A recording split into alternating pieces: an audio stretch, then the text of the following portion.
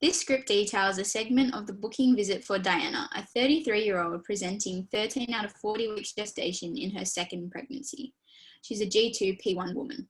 Diana had a previous traumatic birth at 40 plus 2 weeks. She had an emergency Caesarean section for prolonged fetal bradycardia after experiencing obstructed labour at full dilation.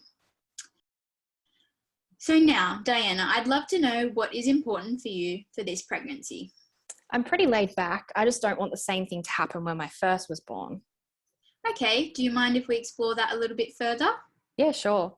So Cara was my first pregnancy and my first baby. It's hard to believe she's 18 months old now. I actually wanted to bring up her birth at this appointment because I felt really traumatized by it. I'd actually like to go with an elective cesarean for this baby if that's possible. I'm so sorry that you had a traumatic experience, Diana. Would you mind if we chatted about it for a bit? Not at all. It might be helpful, actually. Well, I had a little bit of a read through the notes of Cara's birth before our appointment, but I'd like to hear things from your perspective. Would you mind taking me through what happened? Yep. So my labour was induced at just over 40 weeks because I hadn't felt Cara move as much. I had the tampon medication and then the next morning they broke my waters and they started that drip to bring on my contractions. Wow, that would have been a big few days for you. Definitely. I was exhausted and I think that came through in my labour. I got to fully dilated and then pushed for hours, but she just wasn't coming. In the end, they decided to try and use the vacuum to get her out, but in the operating room in case they needed to do a cesarean instead. Wow, that would have been very tough to go through. I've got your notes here on the computer. Does it make sense why Cara wasn't coming and might have needed some help? The doctors did explain it to us afterwards. They said she wasn't in a great position. That's right. It looks like Cara's back was towards your back, which makes it tricky for her to get through the birth canal. Usually babies position themselves with their back at your front. Here's a picture to show you what I mean.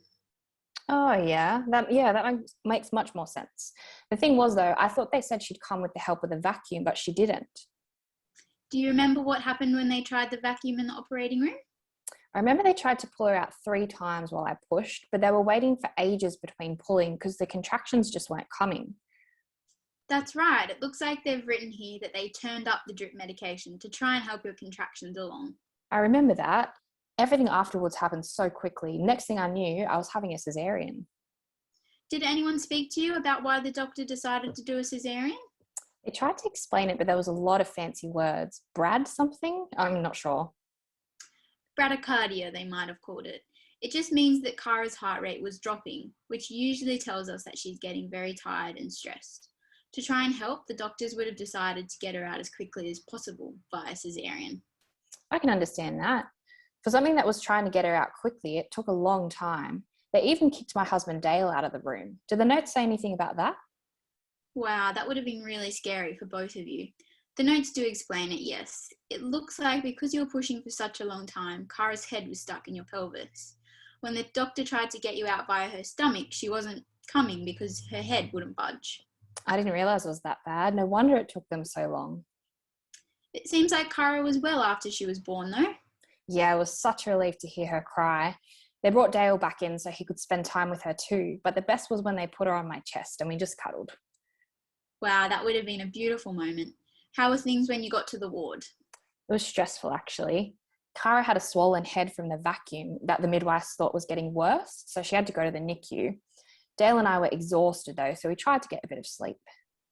Oh, I'm so sorry that happened, Diana. That definitely would have been so stressful for you both. I think I might have passed my stress on to Cara because it took her a while to get into the breastfeeding thing, even when we were home. Wow, that would have been really difficult for you. Did you manage to get some good support to help you?